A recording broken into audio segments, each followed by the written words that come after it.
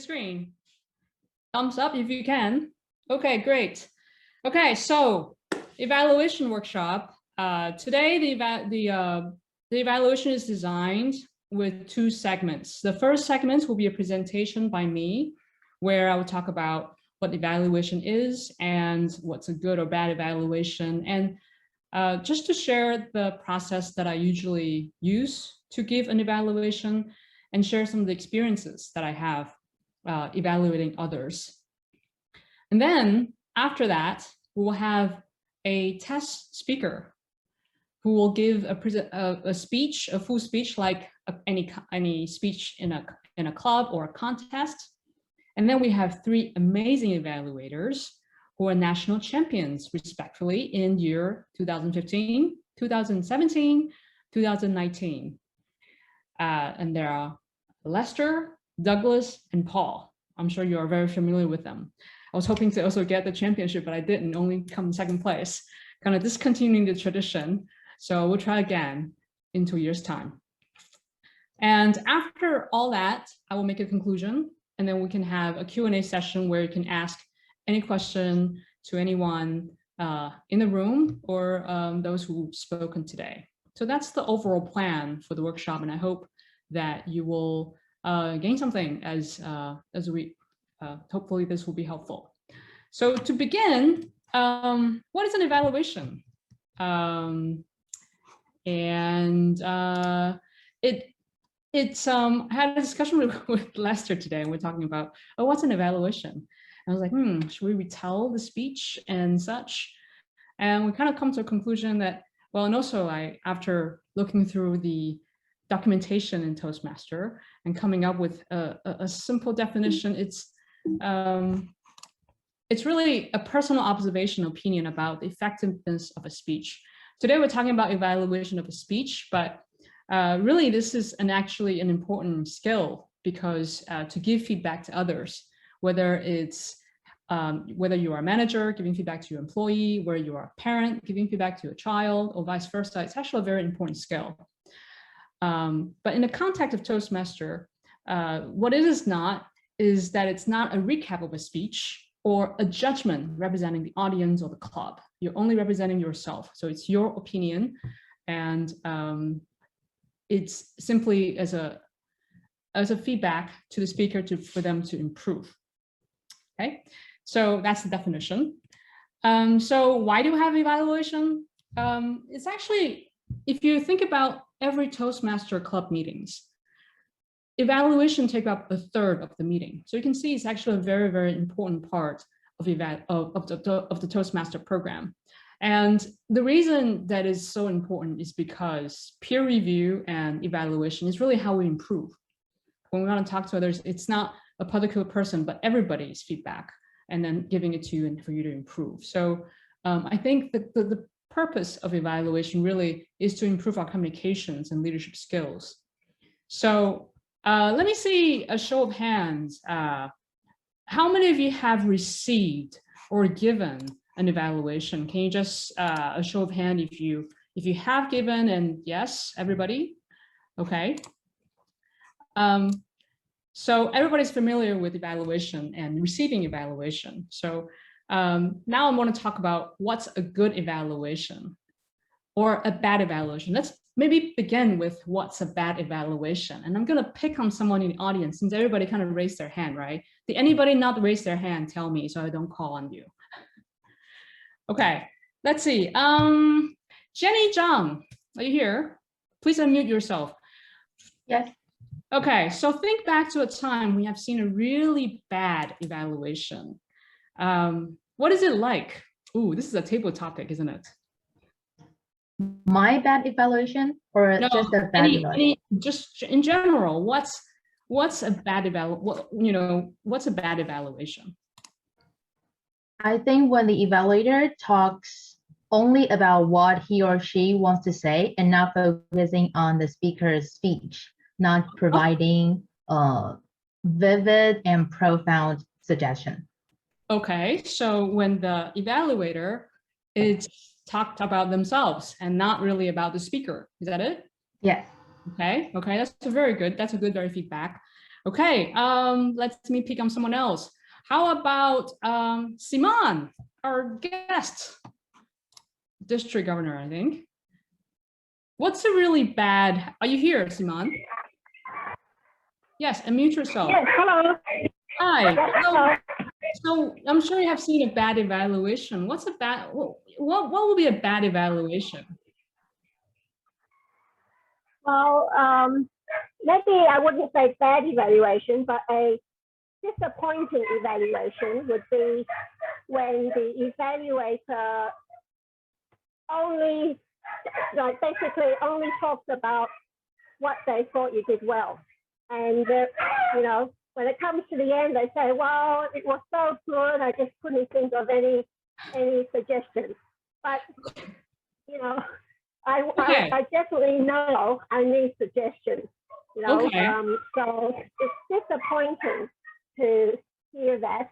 So I would categorize that, you know, as a very disappointing evaluation. Okay, And disappointing. and as a result, I do try my best to give good, you know, to give some suggestions to every speaker that I evaluate, because I know myself I don't like to be told, oh, you know, I couldn't think of anything. Okay, so for Simon, thank you very much. If a speech is full of only positive, say maybe flattery, that's not so useful as an evaluation. Okay, so we have, if you only focus on yourself and not on the speaker, if it's too much of a flattery. Let's see if we can get someone else to say something. How about Gina? Gina, are you here? Yes, I'm here. What's a bad evaluation for you? Disappointing one.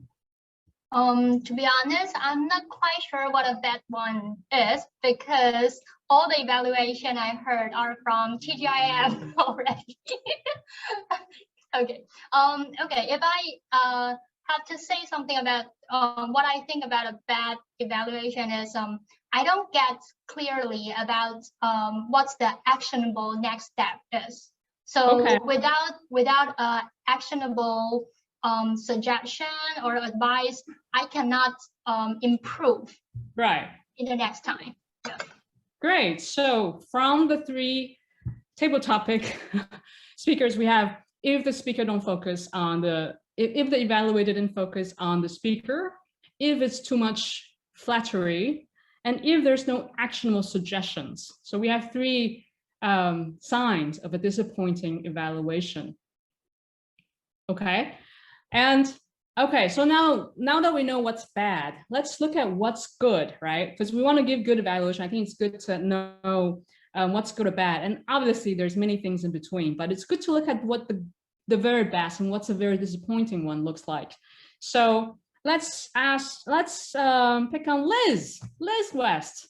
What's a good evaluation for you? What's a really, really you know, memorable or, you know, some just amazing evaluation? What does it look like? Give me something.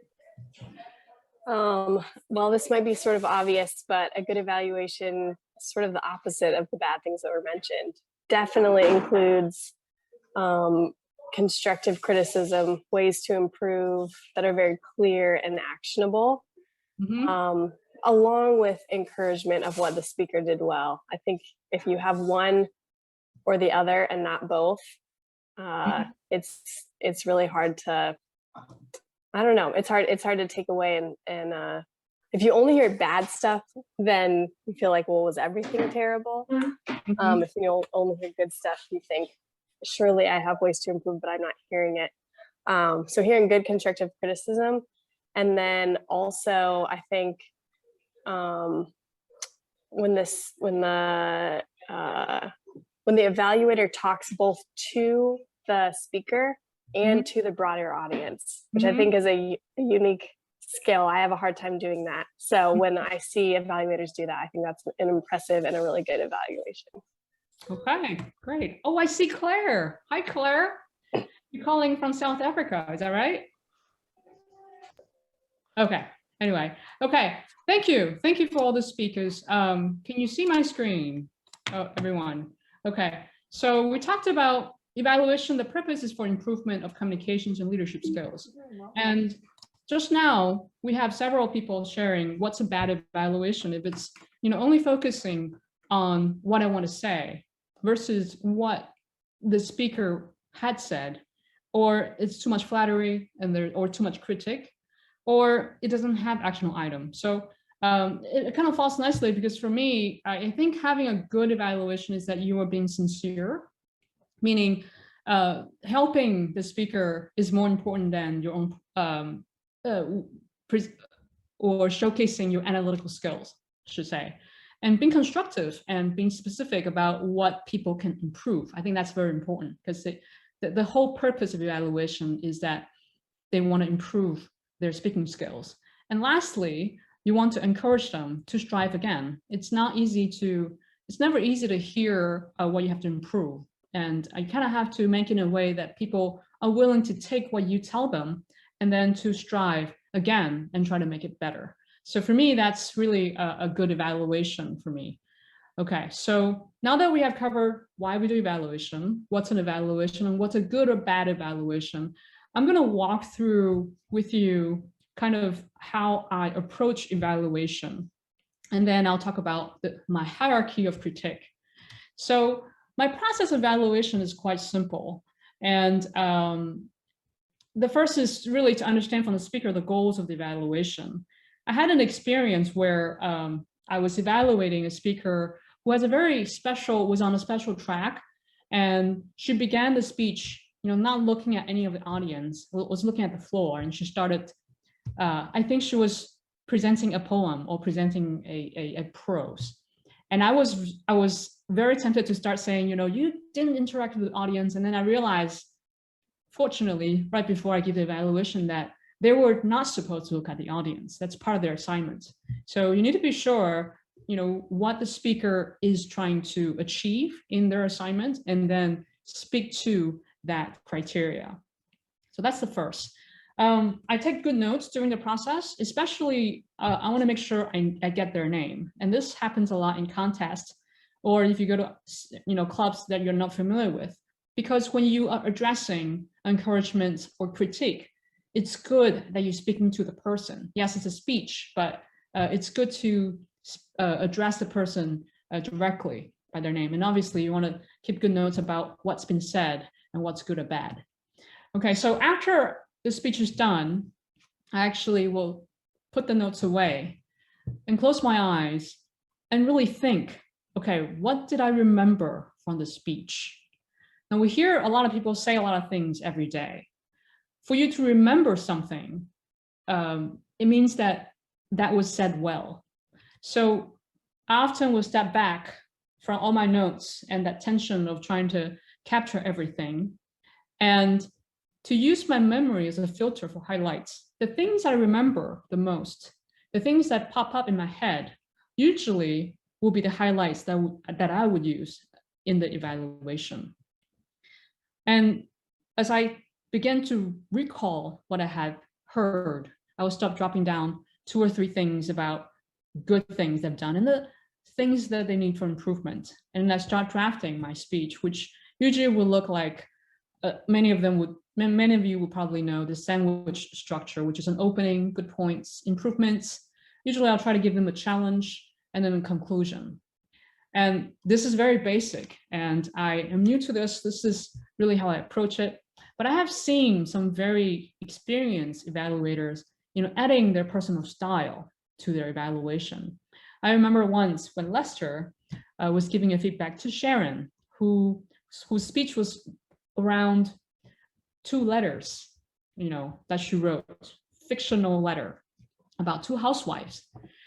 And Lester, using the same subject matter and the same structure, gave the evaluation in a letter as well. Now that was extremely memorable. I also remember Joseph Kelpin. He had used, weaving a carpet. Now it was a cloth, to talk about how the speaker could have used the weaving to, put them on to thread the entire top, the ideas together and not having it fall apart. So if you are able to, get everything, in a structure or in a style, or even better, using the subject matter that the speaker had used, it was strike a chord that would not only stay with the speaker, but also with the audience. Now, this is really a simple process, but I think what's important is the hierarchy of critique, because there's so many things that you can critique, right? From the clothes that they're wearing to the voice, from their tones, from everything. So what do you evaluate first? And for me, this is my process, and these are the questions I ask myself when I'm writing my evaluation. The first thing I always focus on is the content, because for any speech, content is king. And when I say content, I'm talking about, what was the story about? Do I remember the story? Can I retell it to my mom when I go home today or give her a call? Can I retell it to a friend, in my second round? Did the story flow well from idea to idea? And did the story touch me? Did it strike a chord? Did I want to do something after I heard the speech? And were there any unanswered questions? I remember there was a speech that I was evaluating, and the speaker was talking about, a very important figure in an experience that she had in the US, but she didn't really talk about the person. And throughout the whole process, I'm thinking, what is that person like? I would love to know how this person is, or what was she like? Why is she the way she is? So think about and answer questions, and think about things that you wish you have heard. So these are the questions I ask myself in the content. And usually this last question, were there anything I wish I have heard? I usually use that as a challenge, to challenge yourself, you could do this more. And content is usually the first that I'll focus on. And then I'll talk about delivery. Delivery, how's the use of voice and tone? Did they, maximize the use of the emotions that the story offered?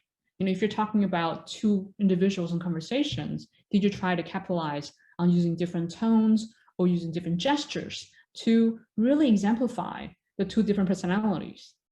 And did you have gestures or particular postures to really draw in the audience, or you make use of the space that was available in the room? And lastly, did they engage with the audience? Were the audience really excited to hear, and did they respond? These are the delivery questions I will ask myself. And then finally, language. Usually I save this for the language evaluator, but if there was visual imagery that the speaker painted with his words or her words that really stuck in my head. I remember once someone used, vomiting volcano. Is it vomiting volcano, Gina? That was something that really stuck in my head. Or I forgot, but were there any visual imagery? Those could be really good highlights, because for you to remember something, that means they've done something really well, because it's always difficult to remember anything anyone said, because we hear so much every day. And lastly, did the speaker use any memorable quotes? Did they quote somebody? Did they quote Lincoln? Or did they quote Confucius? That was, well put, well placed, that really made you remember. Or any stats, or the fact that, 50% of the Taiwanese populations, wish to have a date, or something like that. Did they use anything that could draw, your attention? So that's the kind of the hierarchy of critique that I usually focus on. So I move down. If there's something with the content, I always put that first, and then delivery, and then language. Yeah. So I'm going to pause there to see if there's any questions. Actually, never mind. We can have questions later on. But were there any questions? Yes. Okay. Oops. Okay, we'll save the questions for later. Okay, so that's pretty much my process. Now, when I was preparing this workshop, I was asking people around, so what are some of the things that you wish we could cover? And a few friends come back with a few scenarios. So I'm going to try to cover some of the scenarios that we think people might have, and share some of the experiences that I have evaluating. So the first scenario was the speaker was flawless. Couldn't think of anything to say. They were just amazing, perfect. So what do you do with that? I think I'm going to share two experiences that I have evaluating. One of them was, I'm going to use names here. Liz's speech. She was talking about how she learned leadership skills as a parent and in raising her children. And the speech was amazing. The structure was very clear. She had a very clear conclusion at the end as well. So when I was called to be evaluated, it was very difficult to figure out what feedback to give her. So if you think about the content, there's nothing that I could really critique her content. Now thinking about delivery, and I think about, okay, delivery, right? It was a story about children. So she could have reenacted, and there were some conversations in the speech about her and her son. So tone of the voice, she could have used emotions or mimic her son. That could have added something to the speech.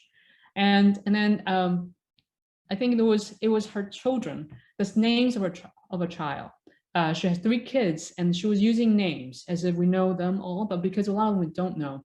So that was the other one that I was able to come up with. But because content-wise it was perfect, I had to look for deliveries and language to see if I could evaluate. Okay. Another experience that I had was, it was also a very experienced speaker who had an amazing story, had great delivery, wonderful interaction with the audience. You know, this person was a winning speaker in contest after contest, and was very gave a very memorable speech too. And when I was called to give the evaluation, it was very difficult to find things to say. But as I look through and try to remember the speech, I found that the delivery and the language were perfect.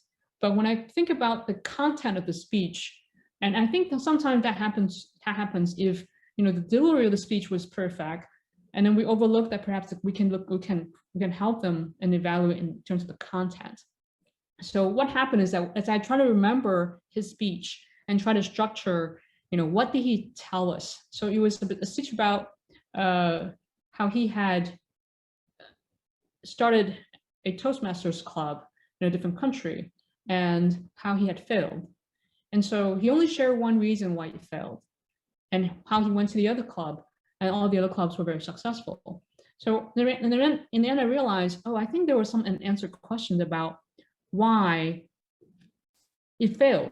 You only gave me one reason, but why did it fail? I'm sure there's many others that you didn't really share. I wish you would tell me more. So I think when the speech is near perfect, a lot of times I will focus on, were there any unanswered questions, or were there anything that I wish you had told us about that would make the speech even better, or even more complete, or even more inspiring than it already is. So this list of critique is often what I'll use when I see, especially when I see flawless speeches. And the question about, were there any unanswered questions, and were there anything that I wish this person had said, were often the ones that I'll use when I come across amazing, flawless speeches. Okay, so the next scenario is, okay, the speech was incomplete, or the speech was, the speech was incomplete, or I couldn't find anything positive to say, or I could not understand a speaker. And this comes from a member who now we're all on Zoom, and a lot of us, especially the very aggressive ones, would participate in Toastmaster clubs abroad, you know, Irish ones, or, you know, Scottish ones who have interesting accents that we are not so used to. So what do you do when it was difficult? I couldn't find anything I could act on to give that evaluation. So my first, I guess, coming back from my experience is that there was once when I heard a speech and the speaker forgot the speech halfway. And then when he finally remembered the speech, he didn't remember, you know, where he forgot. So it was not very complete. So he started the speech very well. He was describing, you know, rain, and he was driving the car, and then he went out the car to grab something, and then he forgot the speech.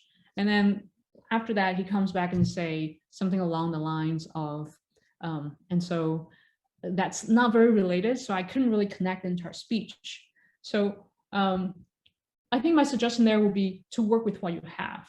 So during the entire speech, obviously I'll give him the suggestion that you should try to remember your speech, or at least try to give, you know, the framework of the speech so that we can actually understand.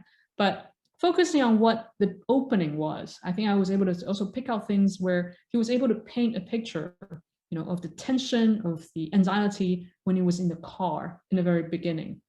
So work with what you have, even as limited as just the beginning and the end, and just focus on how they delivered it. The tone of the voice, the emotion they use, the descriptive language, you know, just focus on what you could use. And also, if you remember